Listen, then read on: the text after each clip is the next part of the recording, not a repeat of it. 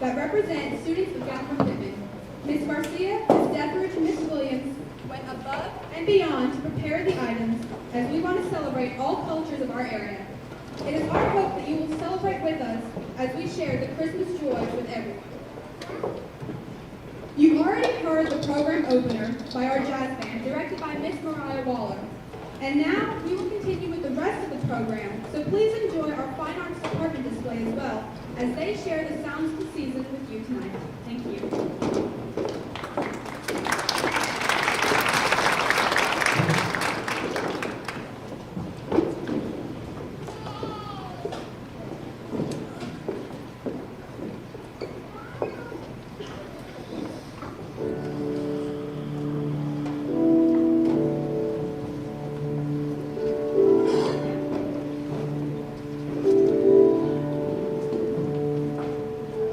See that babe in a manger.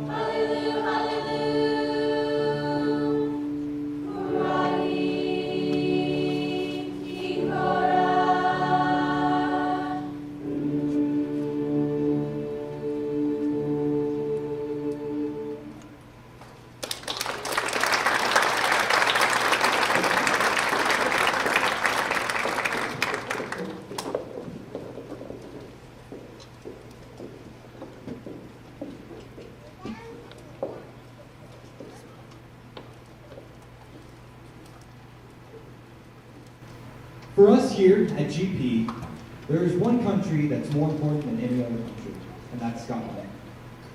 The name Highlanders comes from the strong, independent people who settled that country and came here to Appalachia to build a new home. One of their most favorite traditions of all time is the Yule log. A log that is either birch or cedar, or sometimes a whole tree, is picked out and is burnt for celebration beginning several days of Christmas. The Yule log is usually burned 12 days before Christmas in order to make sure that spring comes. Before burning the log, men usually engrave images or pictures of women, and burning of that is called burning the old wife. It's to make sure that there's a new year and there is new life. But I don't know how the wives actually think about that. I'm sure they don't know that. Even after the log has been completely burned, they still keep it in there for the new year, and pieces of it are placed under the bed in case of pneumonia, and some pieces are still left in there for good luck.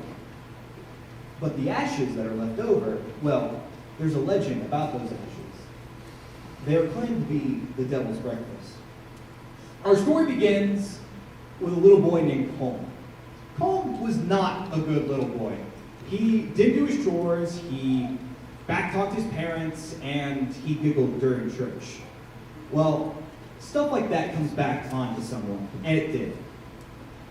One evening, in a small little town called Tobermory, the devil paid a visit to someone.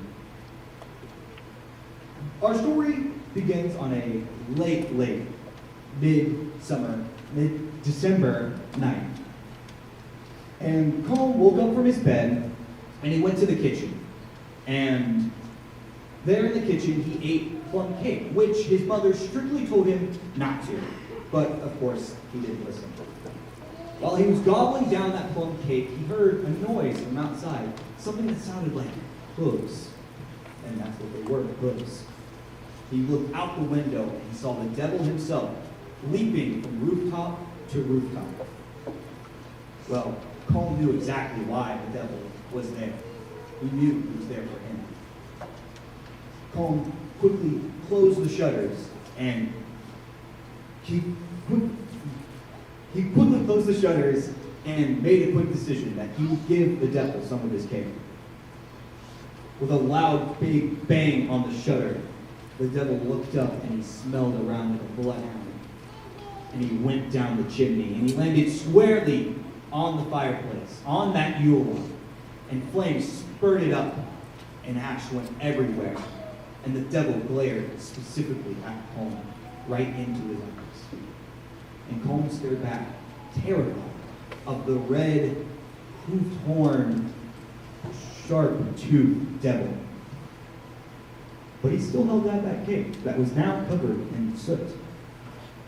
And the devil took it and ate it all. But he didn't care for the cake, not at all. He cared for the soot. That was tasty and quite tasty. And he went back into that fireplace, and he ate up all the soot. He devoured every single last piece. But while he was doing that, he didn't realize that the sun was rising. And when those golden rays hit the devil, he vanished. He went back up that chimney. And Colm was safe that day. And then from that point forward, it's been said that good ash that comes from the Yule log can protect the home from the devil itself.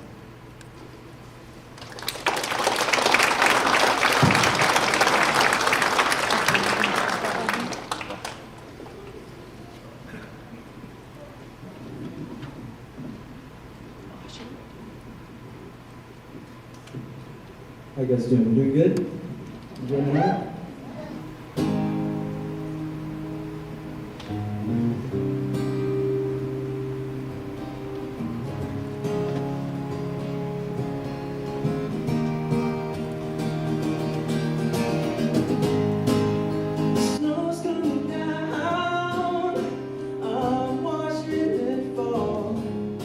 Lots of people around.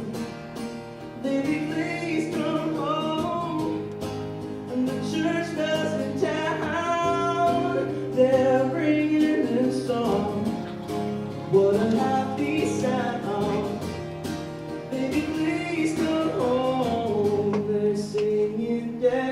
halls, but it's not like Christmas at all. I remember when you were here, and all the fun we had last year. Pretty lights on the tree, I'm watching them shine. You should be here with me. Baby, please come home. Oh, baby, please come home. Baby, please come home. They're singing deck the halls, but it's not like Christmas at all. I remember when you were here, and all the fun we had last year. And if there was a way, I'd hold back these tears. But it's Christmas Day. Baby, please come home. Oh, baby, please come home. Baby, please come home. Baby, please come home. Oh, baby, please come home. Baby, please come home.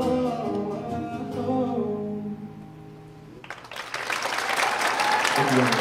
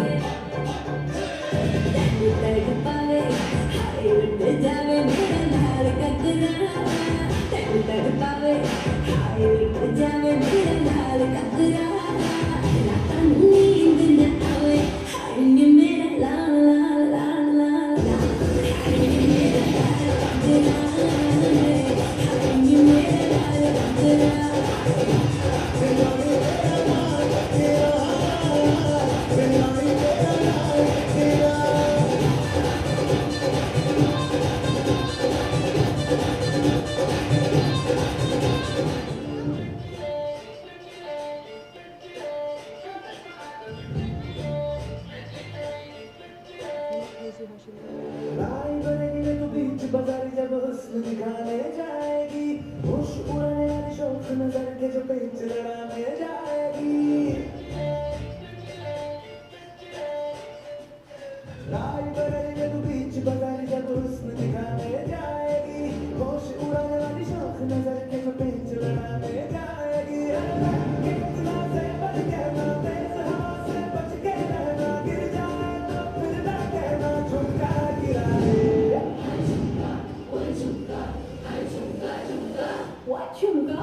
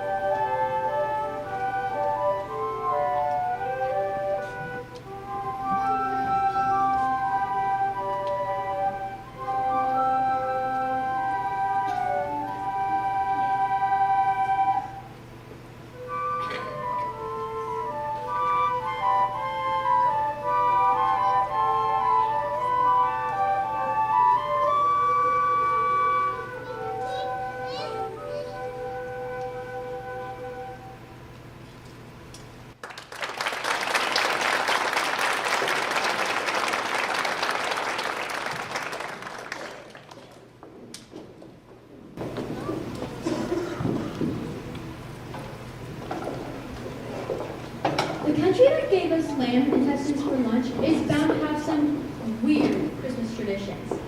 One that comes to mind is from the Isles of Orkney.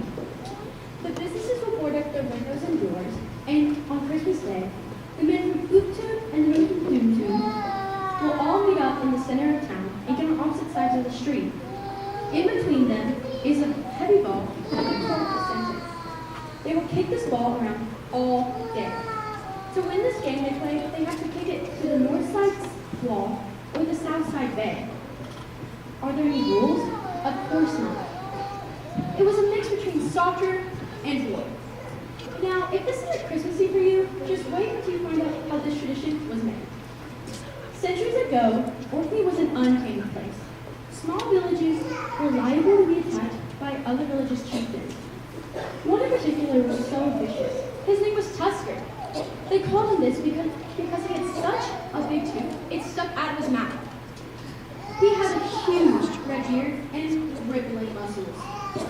He usually attacked small villages at the tip of the island, usually causing bloodshed or stealing supplies they needed. Well, one day, there was this young man named Fergus, and he was tired of this. So without a plan, he took him and his horse on a 3-day trip to Tusker's camp. Then he charged Tusker's tent. Tusker was so surprised they came before the opening to slice his head right off. The boy was so happy, he quickly put it back on his horse and headed straight back to town. He rode like the wind. He rode so fast, in fact, he didn't realize that the tooth was digging right into his leg. This cut became raw, and then it soon became infected. The boy then made it back to town. When he made it back to town, he held the head right above his. He was so proud. But then he collapsed and died from the infection. The townspeople were so infuriated that they kicked that head around all day. Now, Orkney celebrates this tradition every year with, thankfully, just a ball. This is how Orkney became most known for their unusual and slightly violent Christmas traditions.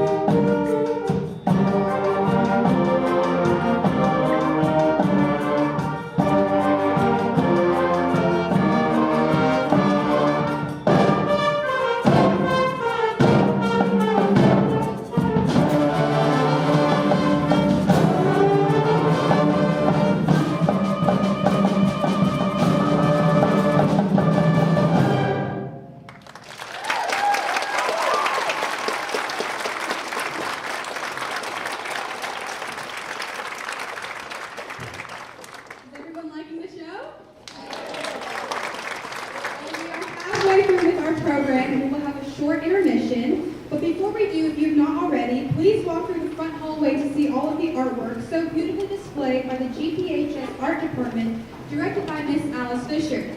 It is always a pleasure to see the amazing talents that our students hold, and we look forward to the opportunity to share it with you.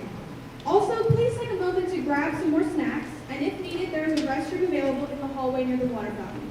And we also have an announcement by Gavin Harper. It's an improv announcement. This is gonna be fun. What's going on, guys? Like I said, my name is Gavin Harper. I'm a music artist, and I go here to Gatlinburg-Pittman. And I was gonna let you guys know that on December 19th, we're gonna be doing a Christmas show called Mountain Christmas Magic. It's gonna be a good time. We're gonna have a lot of Christmas music, a lot of good live music for you guys to listen to. It'll be me, and it'll be Greg Galloway here, and Julian Woodruff, and Abby Garmany, and Gina Harjani will be emceeing that as well. She's doing a wonderful job this evening. So yeah, if you guys are interested, there's an Instagram. It's called Mountain Christmas Magic. And you can find tickets there in the bio and learn more about our show. And I hope to see you guys then. Thank you.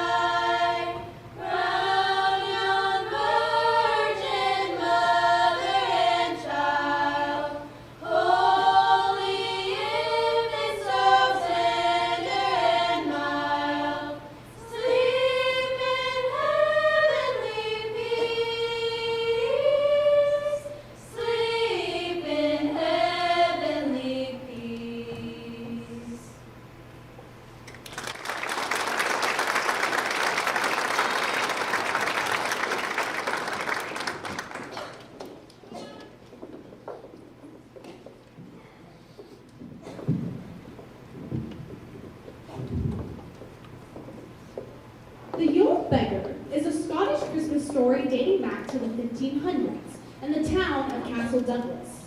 An ancient Galloway tradition says that St. Ninian, or St. Ringan, would return to help those most in need on Christmas Eve. This story tells of a boy whose hope and determination led to a Christmas miracle. It's Christmas Eve in the Scottish Highlands. A young and unexperienced boy is watching over a flock of sheep because his master had fallen ill. Alone, the boy looked to the sky and saw that the afternoon was already fading. His master had left strict instructions that all of the sheep must be in before dusk, due to the winter weather and the wild animals. So the boy rose and went to fulfill his duty. He soon had all of the sheep penned up and stayed for the night, all except for one ewe. He searched and he searched, remembering the shepherd's warnings, but he could not find that last sheep anywhere. The light dimmed, and the purple light of dusk sank beneath the west. Yet the boy continued on. After hours of wandering in the darkness, the boy gave up. In defeat, he walked back and sat next to his little dying fire. When the moon rose, he decided, he would go out again, though he had little hope for finding that lost sheep. Suddenly, the boy thought of St. Ringan's well, which lay just a little distance away. People in times of trouble would go to the well and enlist the saint's aid. And it was Christmas Eve, the one night the saint was rumored to appear to his most faithful. The boy stood and looked around for something to give to the saint, but he had nothing. All he possessed in the world were his few poor clothes and his dinner, hardly a gift for a saint. Besides, he was hungry.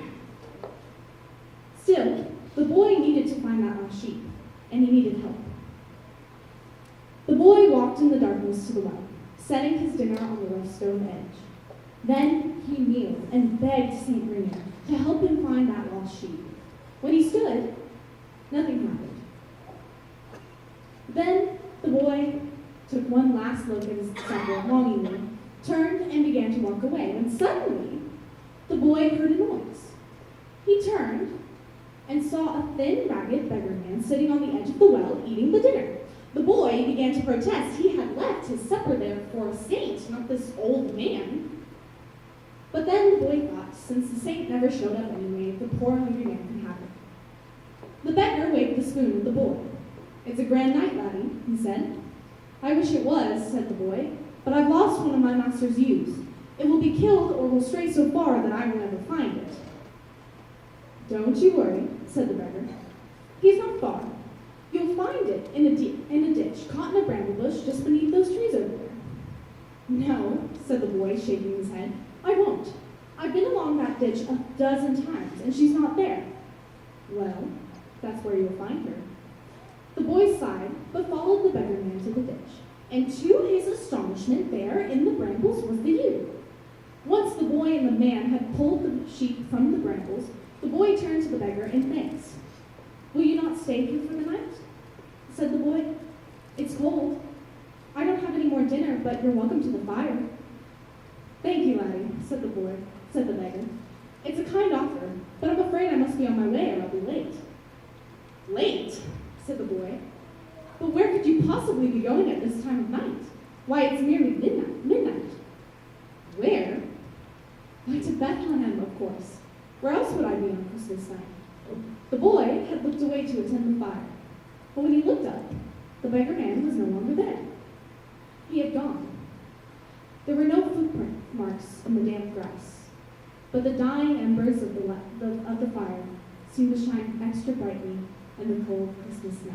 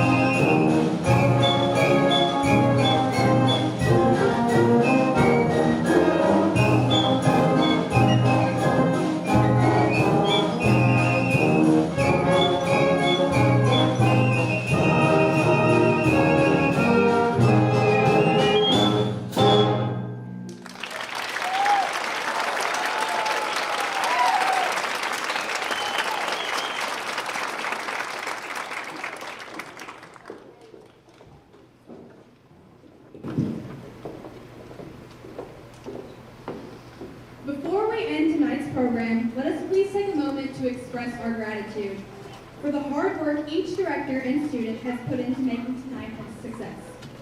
If Ms. Alice Fisher, Mr. Jeff Ginn, Dr. Bobby Watson, Ms. Mariah Waller, and Mr. Mark Harrell could please stand, and everyone please join me in giving them a round of applause for our directors.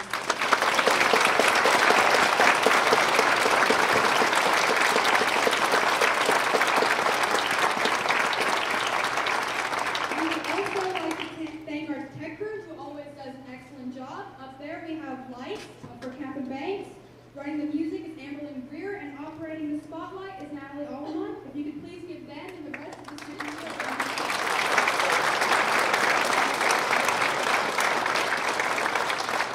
It has been a pleasure being here with you tonight, and we have one more song. Thank you. Before we begin our last song, I also want to give a big thank you to Kevin Tierney and his production company. They have recorded our event tonight, and it will be on the Gatlinburg Visitors channel streaming throughout the holidays. So I want to give him a big thank you for being here and recording.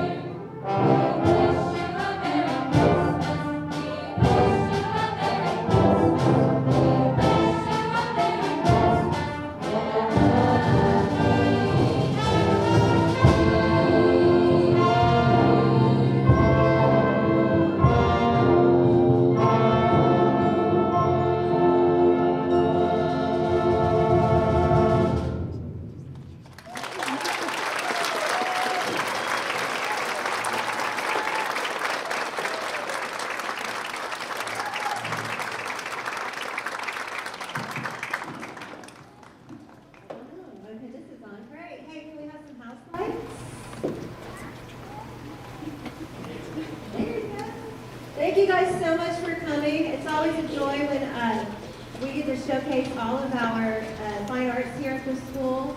And I'm thankful that everybody is willing to participate. And I hope you enjoyed it.